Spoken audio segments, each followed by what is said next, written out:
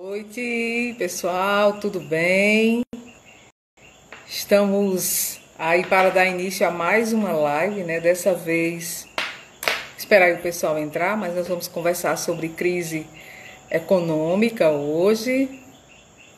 E para conversar sobre crise econômica hoje, né, nós vamos conversar com o professor Lucas Godeiro. Na verdade, nós trouxemos essa conversa aqui para a nossa live porque, afinal de contas, toda a situação, quer queira na esfera pública, quer queira na esfera privada, ou seja, não há que se dizer que uma área vai ser mais ou menos prejudicada do que a outra, né? Ou seja, nós estamos vivendo realmente um cenário de crise econômica e a gente aguarda aí a entrada do professor Lucas Goldeiro para a gente iniciar a nossa conversa. Boa noite, Elissandra, boa noite, Bia, boa noite, Thaís, boa noite, Ricardo. A gente está aguardando o professor Lucas entrar e a gente vai conversar sobre essa questão da crise econômica, né? Assim, é uma situação que vai afetar o mundo, já está afetando o mundo inteiro. Professor Lucas, boa noite.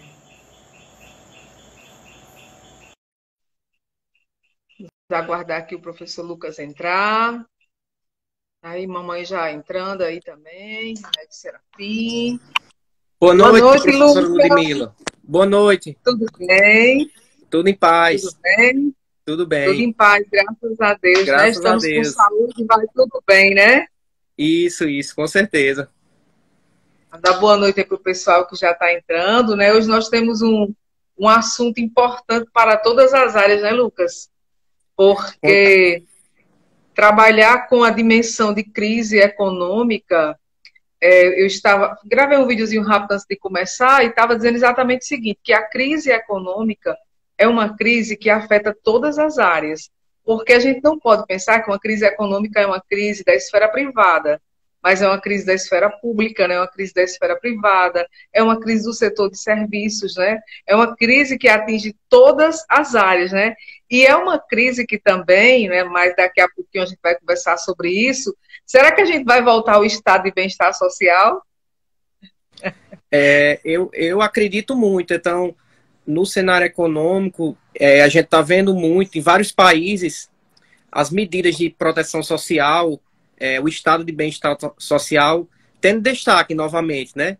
Dado que, assim, quando a gente está numa crise, o investimento privado some muitas vezes das empresas. Então, tem que o Estado, muitas vezes, entrar onde estava o setor privado para atender as demandas da população.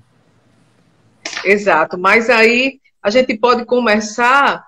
Eu falei de estado de bem-estar social, mas eu quero conversar melhor sobre ele mais para o final. Mas aí, Lucas, eu quero justamente. Boa noite, Moisés. Olha aí, nosso coordenador. Moisés aí, nosso colega aí do curso, nosso coordenador de Ciências Contábeis. Verdade, verdade.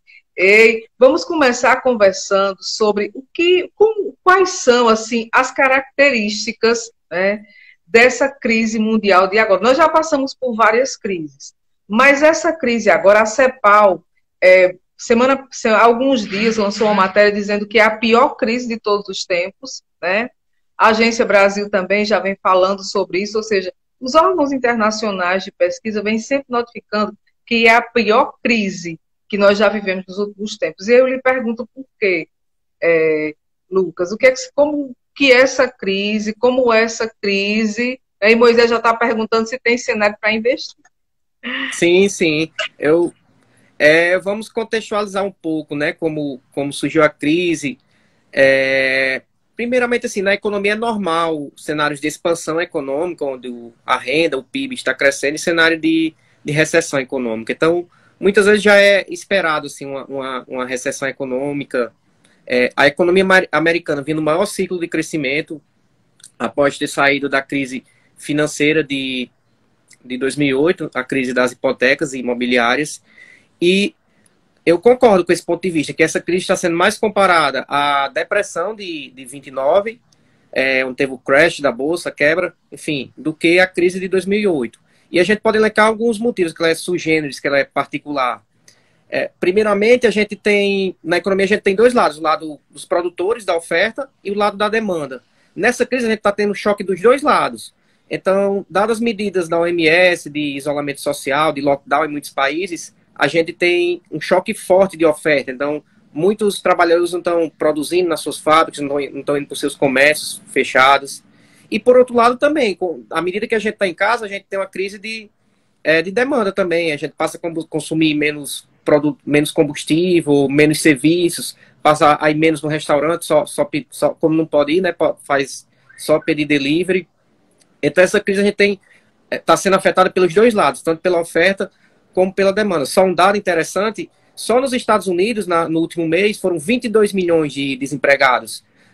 A crise de 2008 não chegou nem perto desse número, assim. Então, nós vamos ter um desemprego em massa nas economias mundiais, na economia americana, na economia brasileira. E para responder a questão de Moisés, ele perguntou como está o cenário para investimento em bolsa. Hoje a gente teve até um fechamento positivo na bolsa no dia de hoje, dado o preço do petróleo, de uma recuperada. Para ter ideia, ontem o preço do petróleo despencou nas bolsas 20%, 30%, ou seja, os petróleos estão lá nos navios e não tem onde colocar petróleo mais no mundo. Mas meu cenário para a bolsa, respondendo a pergunta do Moisés, ainda é pessimista. Eu acho que a gente, o valor mínimo que a bolsa atingiu esse ano, acho que a gente ainda vai testar esses mínimos de novo. Eu acho que a tendência é a bolsa cair até o fim do ano, assim, porque a bolsa é principalmente derivada do lucro das empresas. Se as empresas estão lucrando menos, o papel das empresas, as ações vão valer menos também.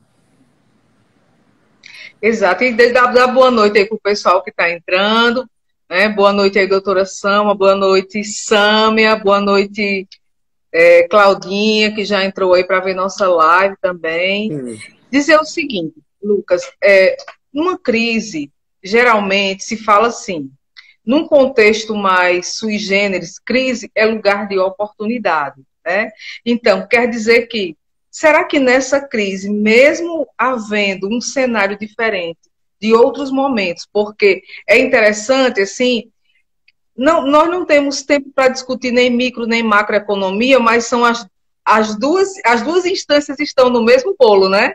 O que praticamente nunca se viu, né? Geralmente é uma ou outra, né? Então, a crise realmente ela veio arrolando, trazendo todos os, vamos dizer assim, não são nem os stakeholders, mas são exatamente uma micro e uma macro instância no campo econômico. Mas, mesmo nessa perspectiva, há um lugar para uma oportunidade, porque crise é lugar de oportunidade na administração.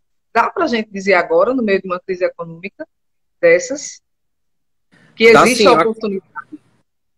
Eu acredito que existe. Assim, existem muitas oportunidades e muitos caminhos que as empresas têm como inovar, principalmente no caminho de passar mais a procurar vender online, até porque você expande suas fronteiras, não só para o comércio local, mas também para vamos dizer, vários lugares do país. Outra questão, muitas vezes, de, como é que eu posso dizer, coisas o próprio home office, né? Muitas pessoas estão descobrindo o aplicativo Zoom, né? Vários aplicativos, o Google Meets, enfim, que muitas vezes reuniões ou coisas que teria, vamos dizer, uma viagem aérea, isso aí vai ser uma nova economia que nós vamos entrar, ou seja, o mundo que nós, vamos dizer assim, que nós entramos em fevereiro, em março, no isolamento, nós vamos sair em um mundo diferente quando acabar a pandemia. Então, eu acredito que no setor aéreo, que é um dos setores que eu acredito que vai se recuperar mais lentamente, as viagens vão ser só uma viagem extremamente importante, de turismo, muita coisa, muita reunião, a gente vai poder resolver no Zoom, no Google Meets, enfim. Então, são coisas desse tipo. Além, assim, do que tem muito falado no campo da economia, o que a gente chama reconversão industrial. Então, como é que essa crise pode gerar uma oportunidade? Uma indústria têxtil, no momento atual, pode estar, ou ver no futuro, uma oportunidade de reconverter, de produzir máscaras, por exemplo, máscaras de tecido, que terão demanda enquanto não tiver vacina, enquanto o vírus não for embora de vez. Então, é aí que a empresa tem que pensar na oportunidade de se reconverter industrialmente. Uma indústria, sei lá, do setor mais pesado pode produzir respiradores e a gente não ficar dependente da China. Entendi. Agora, eu vou dizer para você uma realidade que eu vi recente, né? Eu estava há alguns dias naquela praça do mercado público aqui em Mossoró, bem no coração de Mossoró, ali onde o campo da informalidade, né? Vamos dizer assim, não é o setor de serviços no campo da informalidade. Então, quem está no campo da informalidade, que são os feirantes, que são essas pessoas, não são nem os microempresários, são os feirantes mesmo, são aquelas pessoas que estão lá no campo da informalidade, que precisam pagar o ISS por seus serviços ou pontualmente por suas demandas. Então, veja só, como a crise ela vem numa cadeia, porque uma pessoa que estava ali para ficar olhando carros, motos ali estacionadas, ela disse que havia ganhado naquele dia 75 centavos. E só estava comendo aquela quentinha porque alguém tinha doado. Então eu fico pensando, certo? No momento em que, por exemplo, algumas áreas têm condição de fazer um rearranjo, ou seja, porque o setor público realmente ele vai refazer o seu orçamento, né? Porque passagem aérea, viagens realmente já está bem claro, depois dessas adaptações, que vão ser reduzidas. Eventos, por exemplo, que nós nos distanciávamos muito para ir, para fazer. Então está muito claro que algumas adaptações vão ser feitas. Mas aí eu lhe pergunto, como é que vai ser essa reorganização dessas pessoas no campo da informalidade? A título de exemplo dos feirantes, que estão ali ao ar livre, né? Que estão. É um pessoal que está com uma atividade considerada tradicional, mas estão impedidos de fazer o seu trabalho porque não tem pessoas na rua. Então, enfim, como é que você está vendo isso? Eu estou vendo muito nessa linha das ideias que têm surgido que até a gente falou da social-democracia, ou seja, então, primeiro ponto tem que ter uma rede de proteção social para essas pessoas. A renda básica emergencial, a luta de muitos economistas na rede social é que ela vire uma renda básica permanente, para primeiro você ter uma proteção social dessas pessoas. Depois, assim, o apoio de vários órgãos, seja da prefeitura, da própria universidade, de como realocar essas pessoas no mercado de trabalho, como ensinar essas novas tecnologias, seja elas vendendo via Instagram, via WhatsApp, se a gente ainda tiver um fluxo pequeno de pessoas. Então, acho que essas pessoas têm que ser olhadas com mais carinho pelo poder público, aliado justamente a essa rede de proteção social. Ou então, até mesmo a questão do microcrédito. Então, como a gente falou na reconversão industrial, a gente pode pegar parte dessas pessoas que seriam feirantes e se não tiver mais oportunidade, dado que está vendendo muito online, financiar um microcrédito, muitas vezes para ele produzir a máscara ou produzir algum item que seja de necessidade, que vai mudar a demanda de acordo com a nova economia, claro, tendo todo o treinamento, enfim, toda a assessoria dos órgãos públicos.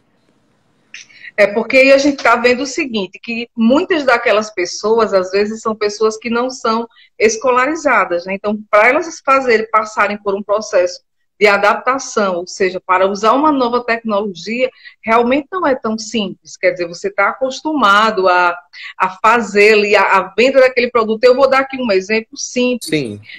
Quando a feira da Cobal, a Cobal onde vende frutos, alimentos de um modo geral, ela foi por muito tempo a céu aberto em Mossoró. Não é, vamos dizer assim, não é aquele céu aberto, mas era um galpão. Sim. Em que não se tinha aquela organização que se tem hoje. E no momento que se passou, por exemplo, vou dar aqui um exemplo da carne. Eu digo isso porque eu fiz uma pesquisa junto aos feirantes. Então, naquelas bancas que deixaram de ser bancas e que a carne deixou de ser exposta, que a pessoa que chegava para comprar, vou dar aqui um exemplo, ela não pegava na carne, então ela não quis mais comprar lá. Não, eu não tô nem vendo, mas o vendo era pegando. Sim. Tá entendendo? O vendo era pegando. Então, alguns comerciantes colocaram que aquelas adaptações naquele momento, né, higiênicas, sanitárias, realmente provocaram uma queda nas vendas. Então, alguns continuaram rompendo um pouco com essas dinâmicas, mas outras, então as pessoas demoraram a exatamente enxergar um novo padrão de consumo. É tanto que hoje já é mais comum, né? Você chega no supermercado, as pessoas já estão mais acostumadas a comprar as porções, inclusive divididas e tudo. Então, eu fico observando sempre que eu vou a Cobal, eu não vejo mais as pessoas assim pegando como antes na carne, sabe? Porque eu lembro sempre do depoimento do comerciante. Ele disse, no momento que eu protegi e coloquei, né, o produto no lugar correto, então as pessoas já tiveram uma resistência. Então, da mesma maneira, eu vejo agora, quer dizer, alguns produtos também vão ser difíceis para esses feirantes livres. E assim, tem um dado importante que a gente tem que ver. com relação, por exemplo, ao estado de bem-estar social, né? Porque já que a gente está saindo assim numa crise econômica mundial, o estado de bem-estar social ele já está acontecendo, né? Em todos os lugares do mundo. Agora, cada país, cada nação fazendo da sua maneira, né? Existem nações que realmente estão tratando disso da melhor maneira possível. Exemplo, tem países na Europa que os idosos, além de receber dinheiro, eles estão recebendo vouchers de restaurantes para ter a comida pronta, para receber a comida pronta, porque eles não têm quem faça, não tem ninguém para prestar o serviço e para manter o isolamento, né? Então, não só dar o voucher, mas o serviço de entrega. No que concerne, por exemplo, a questões de saúde, de um modo geral. Ou seja, essa questão de adaptação dentro da condição econômica realmente depende de cada país. Mas trazendo isso para a nossa realidade Brasil, né, em que o nosso salário mínimo ele ele é superior a R$ 600, mas que o poder de compra dele, mesmo ultrapassando os R$ 600, é ínfimo. Se mantém, né, esses R$ 600, mas se tira do mercado algumas pessoas, nós vamos estar, Lucas, emergindo para um problema realmente muito sério, né, economicamente. Você não vê isso? Vejo sim, Você vejo acha sim. que o Estado, será que ele vai aumentar esses valores? Eu Como é que acredito vocês que estão não. vendo isso? Como é que os economistas estão vendo isso? A primeira, vamos dizer assim, a primeira luta, a primeira batalha é pelo menos esse programa se tornar, aquele tá emergencial, ele se tornar permanente, já seria um grande início. Depois, claro, a gente pode lutar, dado. Aí você tem que ter fonte de recursos, também tem que rediscutir até um pouco mais a questão da tributação. Por exemplo, o Brasil é um dos únicos países no mundo que não tributa dividendos, ou seja, a parte para quem não é da área, a parte do lucro que a empresa distribui. Então, para isso, a gente teria que, para aumentar uma renda básica no futuro, arranjar alguma fonte de recursos. Então, eu vejo que, nesse sentido, o primeiro passo é tornar a renda básica não só temporária agora, mas sim permanente, porque o estrago na economia vai ser enorme, principalmente como a gente vem discutindo, nos informais que não têm capacidade de, muitas vezes, vender digitalmente, enfim, ter uma melhor forma de comercializar seus produtos, então, para eles não ficarem o que a gente chama de economia desalentada, ou seja, o desalentado é a pessoa que perde a esperança de procurar um emprego, então ela não entra na estatística, a pessoa já procurou tanto emprego que desalentou. E até pensando assim, que outra solução seria a organização desses informais, muitas vezes cooperativas mesmo. A cooperativa podia dar apoio nessa questão de vender online, de organizar os produtos e fazer campanhas educativas, como no exemplo da carne, para mudar os padrões de consumo. Então, acho que o primeiro ponto seria esse, teria que se discutir na questão da renda básica, principalmente, que foi a medida adotada, né, que está sendo importante, porque se não fosse renda básica, a gente estaria no caos social já, poderia ter saques nos interiores, a fome, mais ainda, enfim, nos assolando o país. Com certeza. Não, o estado de bem-estar social, realmente, ele sempre serviu. E hoje eu estava vendo uma matéria no Portal Globo dizendo o seguinte, que o governo brasileiro se prepara para fazer o plano econômico pós-pandemia, né? Seria um grande plano de empregabilidade no caso de obras públicas, né? São em torno de 70 grandes obras públicas que foram escolhidas, né? E o Ministério da Infraestrutura vai abrir aí um campo de empregabilidade. Aí eu lhe pergunto, eles estão até denominando assim o segundo plano Marshall, né? Sim. Seria o segundo plano Marshall pós-pandemia, né? Então vamos dizer assim, claro, uma adaptação dele para o cenário de agora. Então eu lhe pergunto, esse cenário aí, né? Ele estaria absorvendo esse público que está fora do mercado de trabalho, esse plano, pelo que eu estou vendo, ele ainda não é o suficiente, porque aí ele vai estar tratando a dimensão mais civil, essa parte de construção. Mas aí eu vou dar aqui um exemplo de serviços que, por esse período que nós já estamos aí há um pouco mais de um mês, que ficou fora, por exemplo, a prestação de serviço doméstico. Muitos serviços deixaram de serem feitos. Não é que as pessoas não estejam para Sim, sim, trabalhar, entendi. porque nós não estamos prontos para receber, né? Porque nós estamos num processo de isolamento e, pelo visto, essa flexibilização deve acontecer, mas para conter, em parte, o isolamento, que não vai significar que ele não vai acontecer, entendeu? Então, eu lhe pergunto, isso seria uma parte desse povo. Você considerou importante, assim, esse plano de empregabilidade, achou viável, né, já que vem aí pelo Ministério de Infraestrutura, né, pelo visto não vai onerar a casa, enfim, é para resolver. O que você achou disso? Bem, eu considero importante, isso é uma política no ramo da economia que a gente chama de keynesianismo, para ver justamente a semelhança com a crise de 29. O keynesianismo, o plano Marshall, surgiu para tirar a economia da depressão de 29. No primeiro capítulo da minha tese, eu pesquisei justamente sobre um cenário de alta incerteza, como a gente está vivendo agora. Então, em um cenário de alta incerteza, é o que a gente chama na economia de wait and see, ou seja, os empresários, os consumidores, esperam e veem o que acontece. Então, o consumidor, ele tem a incerteza se ele vai estar empregado ou não. O empresário, ele tem certeza se ele vai conseguir manter o comércio dele ou não. Então, o investimento privado, se uma loja tem uma expansão para fazer, se uma fábrica construir uma nova planta, isso congela agora, está congelado. Então, o que resta? Nos resta o investimento público. Então, o governo, o Estado, vai se endividar mais ainda e vai fazer obras públicas. Mas o que é que fica? Vai ficar o benefício. Então, se o governo federal, nesse plano, for incluir a duplicação de Mossoró a Natal, ele gerou emprego, ficou o benefício. Então, muitas vezes o cara lá que vai ser empregado, a esposa dele poderia até ser essa pessoa que presta serviço, que perdeu o emprego. Mas, claro, outros ramos do governo têm que procurar políticas públicas para também incluir essas pessoas, essas mulheres, no mercado de trabalho. Como assim, uma ideia que eu vou tocar no ponto é essa questão de microcrédito, de produção de máscaras, entre outras coisas, enfim, que podem ser feitas através do microcrédito. A gente tem exemplos em cidades como João Pessoa, o microcrédito de lá, se a pessoa paga no dia parcela, então não paga nem juros, muitas vezes, do crédito, enfim, vai produzir, vai trabalhar por conta própria, né? Não vai ter nenhum patrão, enfim. Então, eu acho que soluções seriam nesse sentido.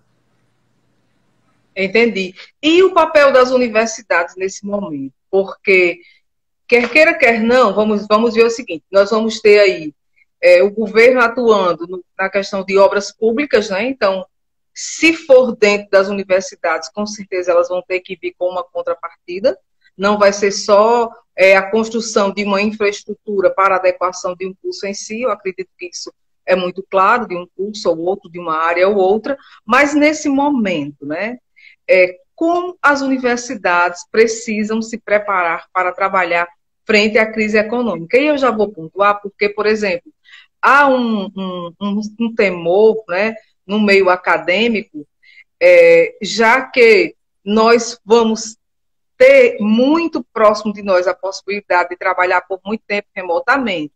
Então, essa possibilidade remota traria, por exemplo, a decadência na carreira, traria fragilidade na carreira, traria um perfil diferente de contratação, tá entendendo? Já que você não fica muito mais tempo na universidade, e isso também, com certeza, impactaria o outro lado da situação, porque se nós não estamos trabalhando o tempo todo lá, então significa que a quantidade de serviços que ali são feitos, né, e hoje feito por prestadores de serviços, já que não cabe mais na esfera pública contratar, então essas pessoas seriam automaticamente demitidas nesse processo, né? Caso haja realmente uma readequação, né, um arranjo realmente nessa maneira do ensino-aprendizagem. Como é que você está vendo isso nas universidades? Já se discute entre os pesquisadores da economia essa situação econômica em si das universidades nesse cenário? Já sim, inclusive... Até porque, deixa eu só completar aqui, nosso orçamento está diretamente ligado ao PIB, né? Porque a universidade está diretamente ligada ao PIB, com certeza, com certeza. Eu até estava com a gente, numa reunião da Liga, o Jatardê, o Kleber, a gente estava conversando justamente sobre essas questões da universidade e a importância desse novo cenário, vamos dizer assim, da universidade mostrar a sua responsabilidade social, mostrar, vamos dizer, o seu serviço. Nesse sentido, só para dar o exemplo, a Liga de Mercado Financeiro da UFESA, coordenada pelo Kleber e por mim, A gente está oferecendo assessoria na parte de fluxo de caixa para os empresários em parceria com o Cid Varejo, e também foi estendida essa parceria para o pessoal da minha cidade, de Patu, também ontem, do CDL. Então, acho que esse é um dos pontos, a universidade mostrar seu serviço, mostrar a sua responsabilidade social.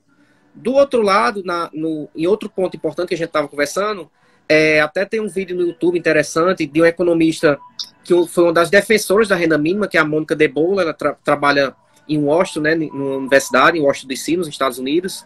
Ela contribuiu muito para a implantação da renda básica emergencial, brigou lá nas redes sociais, no Twitter.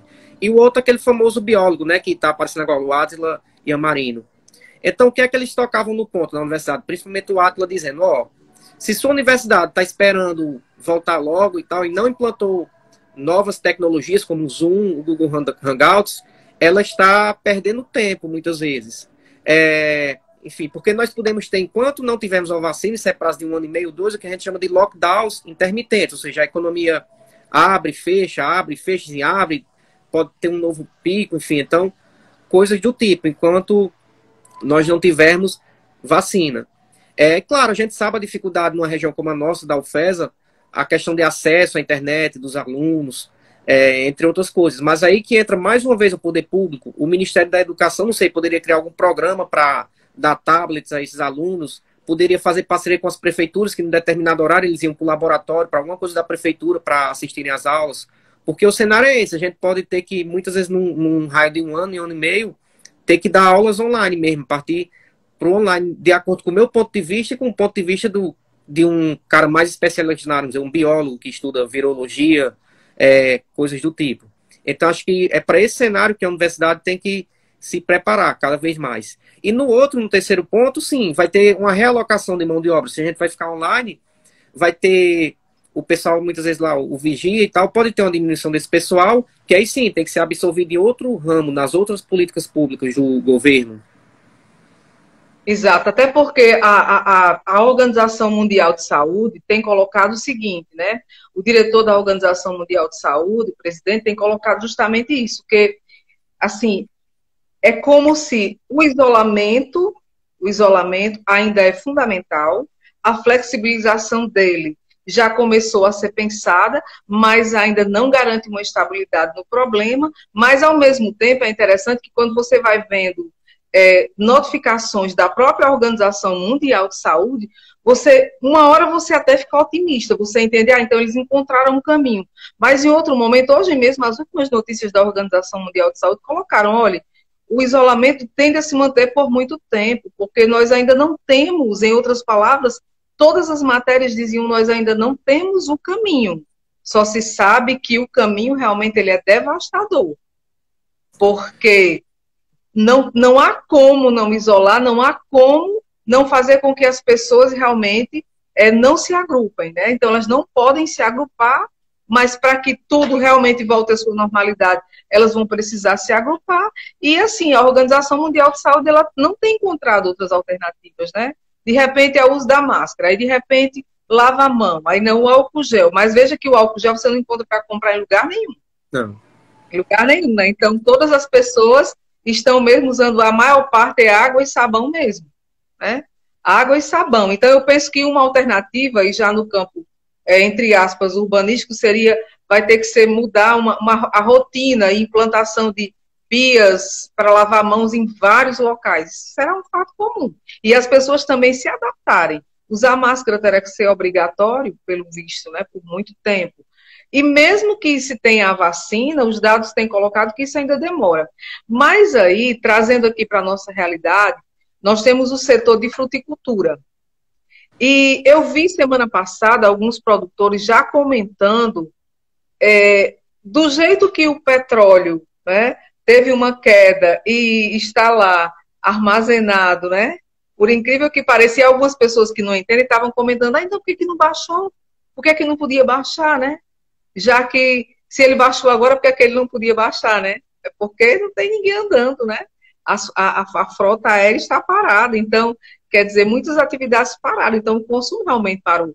Mas onde é que eu estou querendo chegar? A nossa fruticultura já começou a ser afetada. Por quê? O isolamento também provocou um impacto lá, porque lá não tem como não trabalhar agrupado, né? Não tem como não trabalhar agrupado. E assim, a exposição das áreas, principalmente que já em risco, já são áreas de risco, né? Pelo uso de defensivos agrícolas, pelo uso, enfim, de inúmeras outras coisas e o próprio cenário, né? Mas aí eu lhe pergunto, nesse nosso caso aqui do Rio Grande do Norte, haveria, já se pensa, já se fala, assim, como é que se vai mitigar os impactos econômicos da fruticultura? Porque é o que nós temos de mais forte, né? Isso, né, nesse sentido, eu não vi, vamos dizer, alguma política pública, seja do governo federal, estadual, voltado nesse sentido para a fruticultura. Mas a gente tem vários pontos que uma parte da compensação que eles podem ter é a alta do dólar. Então, eles sabendo se aproveitar, mesmo eles vendendo menos, eles vão ter uma parte da compensação com a alta do dólar. Então, o dólar hoje já bateu o recorde 5, mesmo a bolsa subindo, o dólar subiu também.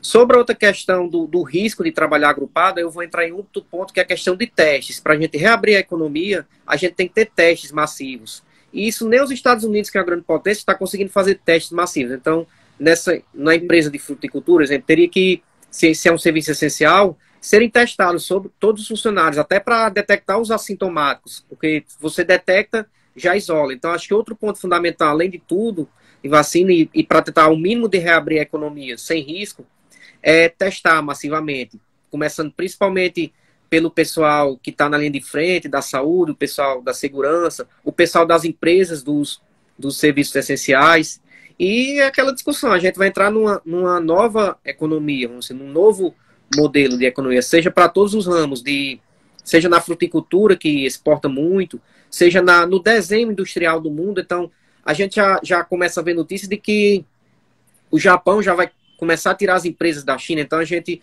pode ter esse movimento de muitos países quererem diminuir sua dependência da China também. Então, são muitos casos nesse sentido. Teve até um caso parecido, acho que foi uma planta da JBS nos Estados Unidos, também teve isso, agrupou, resultado, infectou todos os funcionários e parou. Então, às vezes aquela lance, muitas vezes, vamos voltar e tal, sem teste, vai acontecer isso. Uma empresa toda vai, infelizmente, sei lá, ser infectada e para de todo jeito. Enfim, é um risco grande. E, claro, alguns setores, como a gente vinha falando, aviação, turismo, isso aí vai voltar bem lentamente, reabrindo. Você vai voltar primeiro viagens de negócio, também muito substituída pelo Zoom e pelas tecnologias. Depois, turismo lentamente, enfim, restaurantes, delivery. Eu acredito que nos Estados Unidos já se fala que os restaurantes vão ter que ter termômetros para ir tirando a temperatura, capacidade bem menor na questão das mesas. Então, nós vamos sair num mundo totalmente diferente. Eu já vi até a questão dos talheres também, que terão que ser descartáveis, porque muitas vezes os orientais não consideram higiênico a gente que come, principalmente em restaurante, com talheres sem ser descartáveis. Enfim. Então, todos esses cuidados vão terem que ser tomados. Acredito que rodízio, vamos dizer, uma academia muitas vezes vai ter que operar com rodízio, agendamento e capacidade bem menor de pessoas aglomeradas, nesse sentido, assim. E grandes eventos, eu acredito que muito tempo a gente vai continuar com proibido, né? Aglomeração de grandes eventos, setores de festas, entre outros aí. Exato. E assim, um ponto importante que você tocou e que vale a pena a gente comentar aqui. Então, por exemplo, áreas áreas de ensino, por exemplo, na universidade, como a engenharia de produção, vai ter que repensar a linha de produção. Né? Quer dizer, eu estou vendo que nós estamos vivendo uma fase, é como se crise do Fordismo, Taylorismo, né? A gente está saindo de hoje de uma linha de produção que aparentemente estava excelente, que tinha saído de uma linha mecanizada, que estava já numa linha automatizada, ou seja, a gente já estava trabalhando num campo de automatização, né? Mas o que é que acontece? Para que toda essa linha de produção e esse modo de produção venha a acontecer, realmente, um colega colocou aqui, vai ter que mudar muito, vai ter que realmente ter um apoio muito grande, porque, veja só, você já imaginou reorganizar todo o layout de algumas empresas? E olha que nós estamos falando das empresas, mas nós também vamos reorganizar a nossa linha de trabalho na universidade. Parece que as nossas salas de aulas tendem a não ser mais como são. Né? Então, quer dizer, tudo isso requer um investimento econômico. Então, tem que se pensar muito bem, né? Como é que realmente isso vai se fazer. Mas, veja só, e ainda tem, quer dizer, a crise, ela vem do pequeno, né? Quer dizer, do pequeno produtor, a pessoa que trabalha pontualmente ali num campo de informalidade, prestando um serviço diarista de um modo geral, até quem está lá no topo. Né? Então, é como se o problema fosse o mesmo em polos distintos. Concorda comigo? Ou seja, é a mesma preocupação de quem está ali para um dia de trabalho, é quase que a mesma preocupação de quem tem uma grande linha de montagem, por exemplo, a título da Volkswagen, né? Que vai funcionar aí com 30%, né? Assim, já os engenheiros já sentaram para reorganizar, né? Essa formatação de trabalho, né? E aí, como é que você está vendo isso? Assim, nesse caso dessas áreas, os pesquisadores estão nesse momento passando para pensar nisso. Assim, eu sei que a economia realmente porque mas assim, não, a economia não está só, tem outras áreas. E aí, como é que está isso?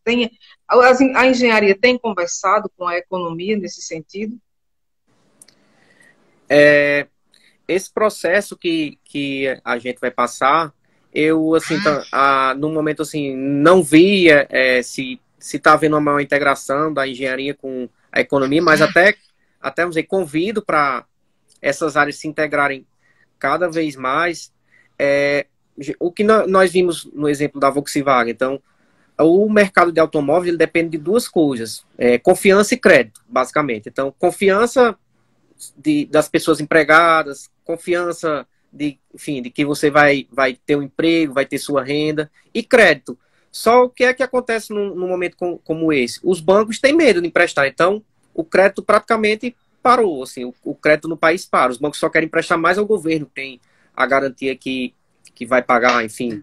Então, nesse sentido, isso já tem uma oportunidade, nesse contexto que eu falei, de que o Brasil, onde a engenharia e a economia poderia conversar, a questão da reindustrialização do país, que gera empregos de qualidade, aproveitando justamente esse cenário de dólar alto. Então o dólar alto encarece a gente importar produtos, e também essa questão de não ficar dependente da China. Então a gente vê o desespero muitas vezes dos governadores que querem comprar respirador, mas não tem no Brasil, só tem na China. Então uma Volkswagen não poderia dedicar, se ela só vai ficar com 30% da linha de produção, não poderia dedicar outra parte para produzir respirador, já que nos Estados Unidos, Trump lá usou a lei de segurança nacional para obrigar a GM, a Ford a produzir respirador. Então, não já deveria ter uma integração nesse sentido do pessoal da engenharia perguntar, economista, o que é que vai ter de demanda nessa nova economia? O petróleo, como economista, como o petróleo vai influenciar na demanda por carros? É melhor produzir carro elétrico, carro híbrido ou não, ou outros tipos de carro? Então, eu acho que pode se conversar principalmente nesse sentido, usar as previsões econômicas em favor da realocação das plantas industriais. Entendi. Então, nesse caso, o que está faltando realmente é um alinhamento, né? De um modo geral, porque o impacto, se a gente puder colocar assim, de uma maneira genérica, é em toda e qualquer linha de produção. Não é isso? Em toda e qualquer linha de produção. A gente não está falando aqui linha de produção, leia-se linha de montagem, não? Porque quando a gente fala linha de produção, sim, é muito comum se enxergar a linha de montagem, né? Porque você já enxerga aquelas peças uma se encaixando na outra, mas assim, uma linha de produção, por exemplo, na fruticultura, da semente até o fruto. Ali é uma linha de produção que também vai sofrer, né, que já está sofrendo realmente o impacto. E aí você colocou muito bem, né, que isso realmente pode se valer nesse momento por conta do dólar. Mas aí no caso, por exemplo, economicamente, para o contexto da educação como um todo, né? E aí a gente pode colocar como um todo, porque eu coloquei aqui o cenário das universidades, mas, por exemplo, das escolas municipais e estaduais, elas também vão ter que passar por um processo de adaptação, porque nos últimos, a gente até já conversou aqui em algumas lives sobre a questão do ensino à distância. né? E o que é que isso tem a ver com a economia? Tem tudo a ver com a economia, porque requer um investimento, né? Requer um Isso. investimento, requer uma adaptação, requer um treinamento, requer uma qualificação, e tudo isso é investimento. Então, são condições que vão ter que vir orientadas pela economia. Porque e aí nós já temos um grande desafio pela frente. Hoje, os portais de notícias do país já noticiavam dizendo o seguinte, que 11 de maio São Paulo volta. Rio Grande do Norte, 5 de maio, depois de uma reunião com todas as entidades, já também está pensando em voltar. E aí, como seria esse voltar, né? Já teria que vir acompanhado desse investimento, ou se não vem, você já orienta que já se pense nessas alternativas? Eu acredito que já deve sim ser acompanhado de um investimento e um foco nos testes, como a gente vê. Mesmo eu acho um risco grande, assim, sem testar essa reabertura. Claro que a gente tem que pensar, claro, na economia, enfim, mas tem que ser aliado a um plano de reabertura, ou seja, qual o plano? Eu gosto muito de assistir o briefing, né, do governador de Nova York, o Andrew Cuomo. Então ele sempre toca nisso, ó, nós temos que reabrir, mas com testes. Nós temos que reabrir pensando lá nos Estados Unidos a escola é praticamente tempo integral, né? Como quando eu fiz o doutorado, meu filho estudou lá, então eles entram de 7, saem de 3 da tarde. Então a escola, muitas vezes, a pessoa trabalhar, depende da escola tá aberta também. Então é coisa a se pensar também. A pessoa vai voltar a trabalhar, mas a creche vai voltar, a escola vai voltar. Então, como é que muitas vezes a pessoa vai trabalhar e não vai ter com quem deixar o filho? Então é mais uma questão a ser atendida. Além das políticas públicas, ou seja, numa escola municipal, estadual, se for passar por EAD, como essas crianças vão assistir aula? Vai ter treinamento, o governo vai comprar aparelhos para elas assistirem, vão comprar tablets, comprar celulares, qual vai ser a forma? Que muitas pessoas não têm um aparelho, não tem muitas vezes uma internet de qualidade, né? Que a gente precisa de uma internet de uma qualidade melhor para assistir online, precisa a questão de muitas vezes digitalizar para enviar as tarefas. Eu estou um pouco enfrentando com meu filho, que ele está estudando no online, né? Então, eu inclusive treinei ele já consegue escanear os documentos, as tarefas, mandar, mas assim, no começo é uma adaptação, porque você tem que ensinar, muitas vezes a gente sabe que nem todos os pais conseguem, enfim, acompanhar o filho, ou muitas vezes tem um scanner, então, é tudo isso que tem que ser pensado, como a criança vai enviar as tarefas, se ela vai acompanhar ou não, se ela vai ter o aparelho, então, nesse plano de reabertura tem que ser pensado isso, testagem e as escolas EAD, como fazer, né, para que todo mundo acompanhe. Exato. O Bruno está dizendo aqui, ele está em São Paulo, que nas linhas de metrô e de trem vai ser complicado, é verdade. Né? Isso verdade, aí verdade.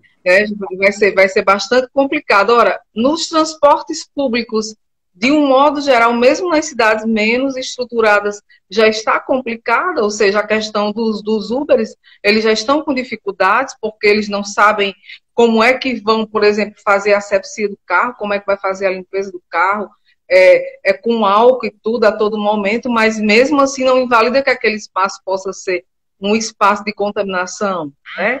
Então, realmente, assim, o vírus, ele e seus estágios de contaminação ainda não tão definidos, porque hoje, Lucas, eu estava vendo uma matéria de 2 servidores públicos, um casal, o esposo dela trabalhava na Polícia Rodoviária Federal e ela é servidora dos Correios, né? Trabalha nos Correios, e o esposo dela foi a óbito pelo Covid, e ela está também com Covid, mas ela disse que eles estavam em casa, estavam em home office, ela não consegue identificar até hoje de onde veio essa contaminação. Sim.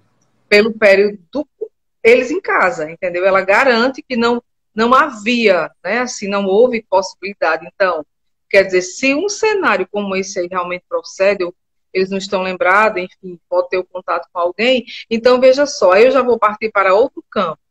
Então, nós estamos falando a todo tempo que vão ser precisas alternativas no campo da tecnologia.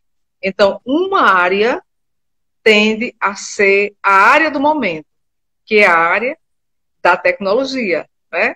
Ou seja, as tecnologias que a gente está falando, da nanotecnologia, né? O aperfeiçoamento dessas tecnologias que nós já usávamos do computador, do celular, do tablet, enfim, dessas ferramentas de trabalho que já eram comuns, mas parece que a partir de agora eles vão se tornar nossos aliados ainda mais fortes.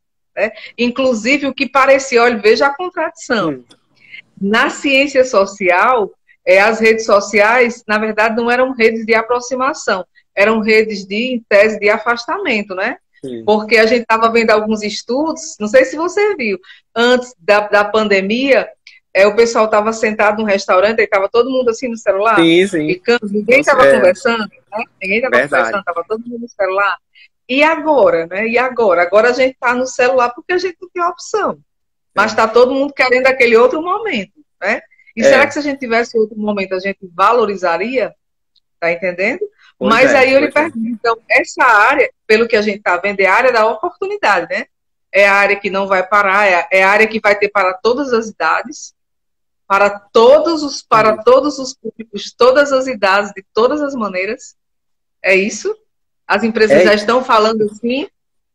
Sim, concordo plenamente. E o seu pensamento corrobora com o pensamento dos investidores. Para ter exemplo, as ações que ou perderam muito pouco valor nessa crise, que a Bolsa teve uma queda brutal, a Bolsa chegou a cair 30%, 40%.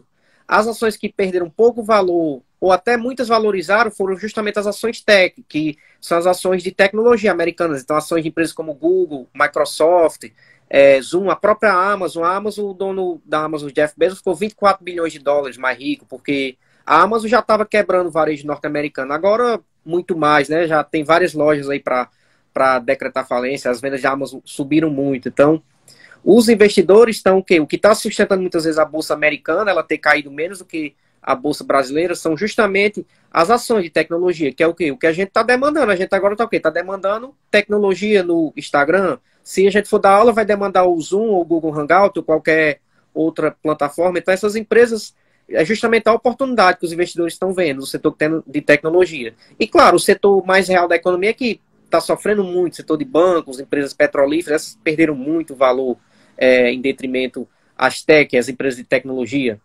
Então, esse pensamento até dos investidores, assim, a gente vê muito onde o investidor está colocando dinheiro, é onde ele acredita que vai dar certo. Que vai, exatamente, E pelo visto, né, Moisés perguntou no começo, falou da Bolsa, mas eu particularmente vejo que a área que realmente tende a se expandir, tende a passar por um grande processo de adaptação, e aí da educação à economia, né? A economia de vender e comprar mesmo, da lei da oferta e da procura, vai ser justamente essas ferramentas tecnológicas para essa adaptação dos novos cenários no campo mundial. A gente já está quase acabando nossa live, e aí eu queria aproveitar os últimos minutos para poder você dizer assim para a gente quais são as alternativas que a gente poderia ter, né? Quais são as dicas, o que a gente não deve fazer nesse momento, o que a gente deve evitar frente essa crise econômica mundial. O que a gente deve evitar? Acredito que agora é o que a gente deve evitar, né? Já que primordialmente é a saúde, né? Está todo mundo lutando pela saúde e pela vida, né? Então, no momento que a gente luta pela vida, o que a gente deve evitar, né? Na linha econômica? Sim, com certeza. Na linha econômica, a gente, no momento de crise, tem que ser cada vez mais, vamos dizer assim, conservador, evitar muitas vezes o endividamento, a questão do consumo excessivo.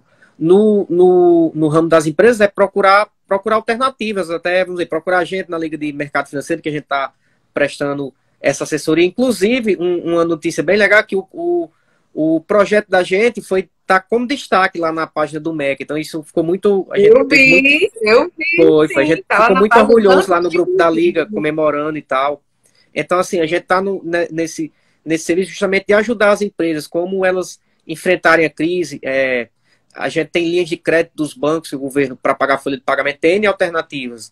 Então, a palavra-chave é conservadorismo, seja para o consumidor, muitas vezes, seja para a empresa atravessar esse momento, porque o momento de incerteza é grande, como diz, a gente está lutando pela vida, como a gente tem muitas postagens, a meta de 2020 é sobreviver, assim, de toda forma, economicamente, na nossa saúde. Então é isso, muitas vezes o conservadorismo econômico. Quando eu digo conservadorismo, evitar endividamento, muitas vezes evitar cartão de crédito, coisas do tipo, né, juros altos, enfim.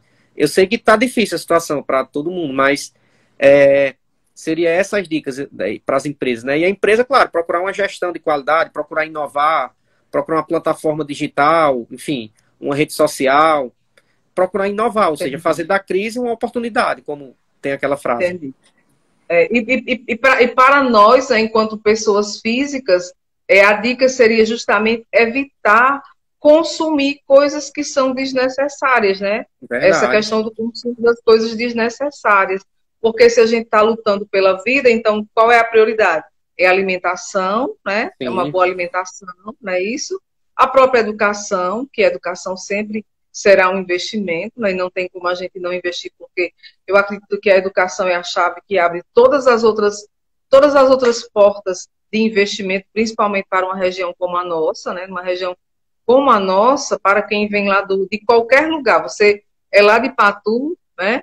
Mas eu lhe digo o seguinte, que ali naquela região, com certeza, muitas pessoas que desconhecem, inclusive o potencial turístico, paisagístico que tem lá. Não é isso, Sim. Lucas?